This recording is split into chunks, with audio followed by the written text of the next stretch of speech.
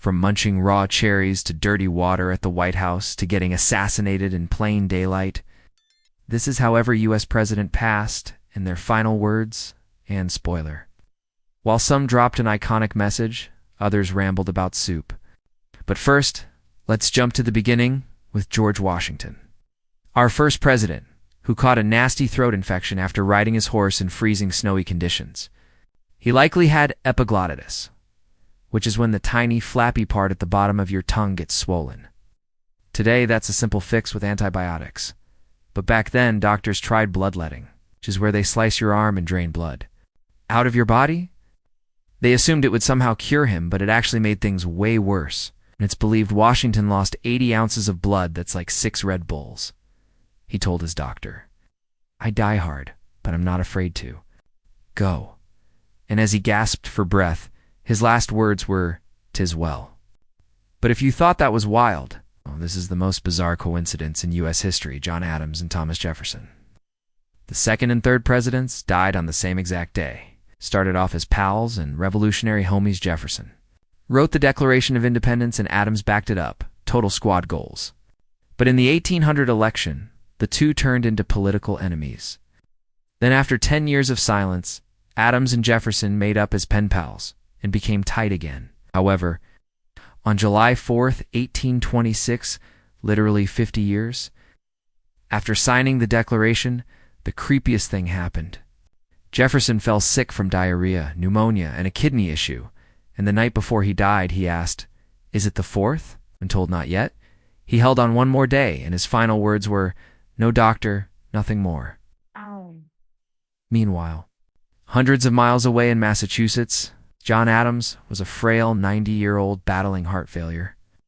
Completely unaware his buddy Jefferson had already passed, Adams said his legendary last words, "Thomas Jefferson survives." It's kind of insane that these two, who spent their lives as rival friends, ended up checking out on America's birthday, kind of like our fourth president, James Madison, who almost pulled off the 4th of July hat trick. After dealing with congestive heart issues, the father of the Constitution was on his deathbed, and doctors tried everything to keep him going until July 4th. But when his niece offered him more stimulants, Madison replied nothing more than, "A change of mind, my dear. I always speak better lying down," basically saying he was ready. And passed on June 28, 1836. I mean, come on, he was so close to making it to the 4th. But you know who did? The 5th president, James Monroe, who became the 3rd one to pass on Independence Day.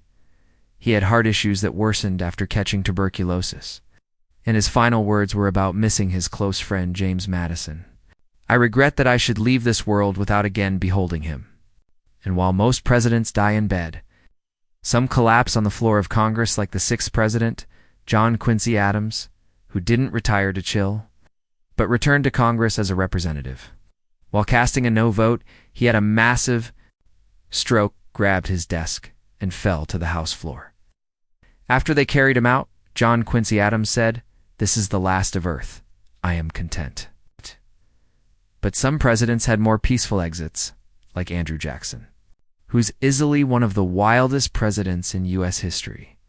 He was a fierce guy who fought in duels, lived through the first known presidential assassination attempt, and smacked his would-be killer with a cane. But despite all that, he didn't pass the way you might assume.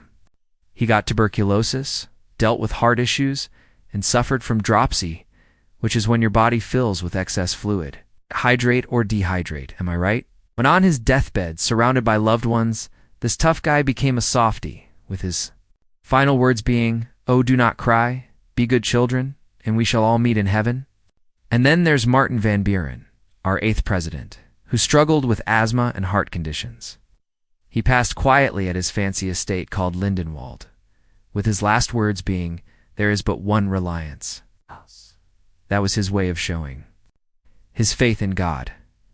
And while Van Buren lived to a solid 79 years, our next president holds the record for the shortest term ever, all because of one dumb decision. During his inauguration, William Henry Harrison gave a ridiculously long tower speech in the freezing wet rain without even wearing a jacket. And for over 100 years, people thought he caught pneumonia and died. But newer research shows That probably wasn't true because he didn't show symptoms until 3 weeks later. Experts now think he died from typhoid fever or septic shock, likely caused by dirty drinking water at the White House. That's insanely unlucky since Harrison lasted only 31 days in office, which meant his vice president, John Tyler, got bumped up. But this president didn't exactly have the strongest connection with the public. He's the only president whose death wasn't officially honored by the nation. Because during the Civil War, John Tyler backed the South. He was even chosen for the Confederate Congress, but before he could begin the role, he started getting dizzy spells and passed from a stroke, with his last words being, "Perhaps it is best." Agreed, John. Then there was James Polk, who died way too early at just 53 years old. It's because 3 months after leaving office, he went on a southern tour and caught cholera, a brutal illness that gives you explosive diarrhea. But even with that, he went out like a romantic, saying to his wife, "I love you, Sarah, for all eternity. I love you." Not crying you're crying. But for this next president, you might just laugh, because Zachary Taylor reportedly died from eating too many cherries and drinking too much milk, or did he? During a 4th of July party in the blazing heat of D.C., Zachary Taylor was desperate to cool down, so he rushed into the White House, ate a bowl of raw cherries, and drank several cups of milk. The problem was, food safety was basically a joke back then, and Taylor came down with gastroenteritis and died 3 days later. But many think Zachary Taylor was poisoned, since he was the sitting president while tensions before the Civil War were heating up. Yet when forensic experts checked his body in the 90s, they found nothing suspicious. So yeah, it really was just some bad cherries. And before he died, Taylor said, "I'm about to die. I expect the summons soon. I've tried to discharge my duties. Faithfully, I regret nothing." And after death by cherries, VP Millard Fillmore stepped up to the plate. And unlike Taylor, Fillmore lived a long while after his presidency, until he suffered a stroke. But right before he passed, someone brought him soup, and Fillmore said, "The nourishment is palatable," which basically means, in fancy speak it, tastes great. 5 stars for the soup. But our next president had one of the most heartbreaking deaths ever. Just weeks before taking office, Franklin Pierce's son was killed in a brutal train accident. And this sent Pierce into a downward spiral of sadness. He started drinking heavily, became an alcoholic, and wrecked his liver with a condition called cirrhosis. He passed after losing re-election, and nobody wrote down his final words because he was completely alone. Dang, that's rough. Sadly, the downward slide of America kept going with the next president, James Buchanan, who many see as one of the worst leaders, since the Civil War was approaching and he didn't do much to prevent it. Buchanan died of a nasty respiratory infection, though some believe he fell victim to the weird national hotel disease outbreak, but that's just gossip. He went out proclaiming, "O Lord God Almighty, as God wilt." Did you know what they say? Weak men create tough times, and tough times create strong men. Which brings us to this tall glass of water in a top hat, Abraham Lincoln, one of the most legendary presidents in U.S. history, though the Confederate South might totally disagree. While watching a play at Ford's Theater, Abraham Lincoln was shot in the head by John Wilkes Booth and sadly didn't leave us with any deep words of wisdom. Instead, his last words were casual comfort to his wife in the theater box. She won't think anything about it. He was talking about what a friend might think of them, holding hands at the show. Scandalous. But after Lincoln's shocking assassination, VP Andrew Johnson stepped in. And let's just say he wasn't a fan favorite. Congress tried to boot him from office with impeachment, and years later, Andrew Johnson died from 2 strokes he had while visiting his relatives in Tennessee. The second stroke left him paralyzed on one half, with his last words being, "My right side is paralyzed. I need no doctor. I can overcome my own troubles." And while some presidents were despised, others were celebrated as war legends like President Ulysses S. Grant, who led the Union troops to victory in the Civil War. But after his presidency, things spiraled downhill when Grant lost all his savings in a shady investment scheme. Turns out some guy was running a Ponzi con. And to make things worse, Grant was diagnosed with throat cancer, probably from all the cigars he loved puffing on. sometimes 20 a day. Somebody get this man a nicotine patch. But before he passed, Grant wanted to finish his memoirs so his family wouldn't be left broke. So he sat there every day writing as the cancer ate away at his throat. His final word was water, a simple request for a drink because his throat was so incredibly dry. Wild way to go out. But our 19th president, Rutherford B. Hayes, died like many of the others of old age from heart failure. His touching last words were, "I know that I'm going where Lucy is," referring to his wife, who had died 4 years earlier. Things got even wilder with our 20th president, James Garfield, who, after being in office for 100 days, was walking through a train station when a mentally unstable man crept up behind him and fired his 2 shots. The first bullet grazed his arm, the second bullet got lodged in his back. But Garfield didn't die right away, since the bullet never struck any organs. All good so far.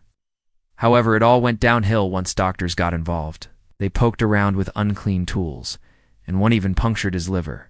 Even though Garfield initially survived, developed massive infections over the next 80 days until he slowly passed, with his last words being, "Swaim, can't you stop the pain?" Poor guy was basically a victim of medical malpractice. Man, I hate Mondays. Garfield was followed by Chester A. Arthur, who eventually battled Bright's disease, which is kidney failure. No, from a stroke at 57. No official last words were recorded, but some claim he whispered, "Life is not worth living." That's a downer, because our next president was a guy living life full throttle, Grover Cleveland, who is our 22nd and 24th president. You go, Grover? He died of heart failure at 71, with his final words being, "I've tried so hard to do right." And the president squeezed between Cleveland's 2 terms was Benjamin Harrison, who came down with a nasty case of the flu that turned into pneumonia. And even with decent medical treatment, his lungs gave out, with his last words being, "Are there any doctors here?" "Doctor my lungs." Poor man couldn't breathe. But at least he wasn't one of the 4 U.S. presidents assassinated like William McKinley, who was attending a meet and greet in Buffalo, when one person waiting in line was Leon Czolgosz, a Polish-American anarchist. He hid a .32 caliber revolver under a handkerchief wrapped around his right hand. When it was his moment to shake hands with the president, Leon fired 2 bullets into McKinley's stomach. Luckily, one shot just grazed him, but the other went deep into his gut. They rushed him to a hospital, but the issue was doctors couldn't locate the bullet. So 8 days after their failed game of operation, gangrene took over and McKinley passed, with his last words spoken to his wife, "We're all going. We're all going. God's will be done, not ours." After that, Americans had enough of their presidents getting assassinated. So the Secret Service got full-time duty protecting the president. Yeah, I'd say it was about time. Ow. Mel VP Teddy. Roosevelt got bumped to the top role, and this guy was one of the toughest presidents we've ever had. Served to complete terms, and even wanted a third. In 1912, Teddy ran again as a third-party candidate under the Bull Moose Party. And while leaving his hotel to give a speech, he was shot in the chest. But he didn't die. In fact, he stood back up and delivered an 84-minute speech with a bullet still stuck in his chest. That's pretty insane. Teddy went on to live 6 more years, during which he led a brutal expedition through the Amazon rainforest and nearly died again. This time from a leg infection, extreme weight loss, and malaria. And many believe it permanently weakened him. Because at age 60, Teddy died from a blood clot in his sleep. With his final words being, "Put out the light, James." Man, pour one out for Teddy. Because while some presidents are warriors, others are William Howard Taft, the president best known for being so big, got wedged in his bathtub. Iconic. But believe it or not, that's not what actually killed him. At only 5 feet 11, William Taft ballooned to over 300 lb, which drained his strength. And even though he dropped a great deal of weight, the damage was already permanent, with Taft dying from heart failure at 72, and his final words weren't saved. So we'll just have to use our imagination, Woodrow. Wilson never totally recovered from a major stroke he had while in office. Sadly, he spent his last years partially paralyzed, with his final words being, I am a broken piece of machinery. Ow. When the machine is broken, I am ready. But at least this guy died after being president, like Warren G. Harding, who was dealing with corruption scandals, while president did. So in an attempt to restore public trust, he went on a countrywide speaking tour. But the pressure was so incredibly stressful, he developed pneumonia. And while resting in bed with his wife reading the newspaper, Harding died from a heart attack. Poor guy's last words were, "That's good. Go on, read some more." And his VP, Calvin Coolidge, became the next president, who after a few years of leaving office died suddenly of a heart attack at just 60. Silent Cal was famously super quiet. So when word got out about his death, Dorothy Parker joked, "How can they tell?" Cal's last words were, "Good morning, Robert," a simple greeting to a worker in his house. And while some presidents' lives are cut short, others live long ones, like Herbert Hoover, who was the second president to reach 90 after John Adams. Hoover eventually died from internal bleeding, but since he was so frail, no last words were ever noted. And then there's Franklin D. Roosevelt, who was elected President of the United States, an insane 4 times in a row. I mean, leave something for the rest of us. But by his 4th term, FDR's health was falling apart. He battled high blood pressure, heart problems, and secretly had polio, which left him paralyzed from the waist down. Oh, and on top of all that, he had to handle the stress of the Great Depression and a little thing called World War II. Pretty intense. So in his 4th term, FDR suffered a huge stroke while posing for a portrait at his Georgia getaway. Last words were, "I have terrific pain in the back of my head," which meant VP Harry Truman became the next president. And he lived several more decades until he was hospitalized at 88 with pneumonia. Truman's condition declined as multiple organs shut down and he slipped into a coma. And since he was in a coma, no final words were ever recorded when he passed. On the flip side, we know the exact last words of Dwight D. Eisenhower, and they were pretty straightforward. After a long battle with heart attacks and strokes, Eisenhower was hospitalized at the well-known Walter Reed Hospital. He eventually died from congestive heart failure, with his last words being, "I want to go. God take me." Presidents are ready to go, while others are taken way too early, like President John F. Kennedy. He was famously riding in an open motorcade in Dealey Plaza when a sniper's bullet hit his head, killing him instantly. Now, we're not going to dig into all the theories about who actually killed JFK, but most agree the main guy responsible was Lee Harvey Oswald, who was murdered himself just 3 days later, making things even more sketchy. But just before the assassination, Nellie Connolly was sitting in the middle row when she told JFK, "Mr. President, you can't say Dallas doesn't love you." And JFK replied, "No, you absolutely can't." Just moments before he was shot at only 46 years old. Kennedy became the youngest president ever assassinated in American history, and the guy who took his place was Lyndon B. Johnson, who died a decade later after having a massive heart attack at his Texas home. As he felt it hit, he grabbed the phone and said, "Send Mike immediately," referring to his Secret Service agent, but it was already too late. Those were his final words as he collapsed dead. Richard Nixon passed in a similar way. Famous for handling Watergate and nearly getting impeached, the dude lived one seriously stressful life. But Nixon didn't pass away until he was 82. After suffering a major stroke at his house in New Jersey, Nixon shouted, "Help!" That was his last word before being taken to the hospital and slipping into a coma before finally passing. Honestly, I wonder if that was more intense than when he resigned from being president. The next man up was Gerald Ford, who finished out the term. Thanks to modern healthcare, Gerald Ford lived to the old age of 93 years before he died from cerebrovascular disease, which is just a fancy term meaning blood couldn't reach his brain. He also had arteriosclerosis, the hardening of the arteries. All of that led to the calm death of Gerald Ford in his California house, where he set the record for being the longest living president in U.S. history. But no final words were made. Public, since his family wanted to keep everything private? Ford's record didn't last too long, though, because the next president, Jimmy Carter, seemed like he'd live forever. In fact, he literally just passed Jimmy Carter reached 100 years old before dying from natural causes on December 29, 2024.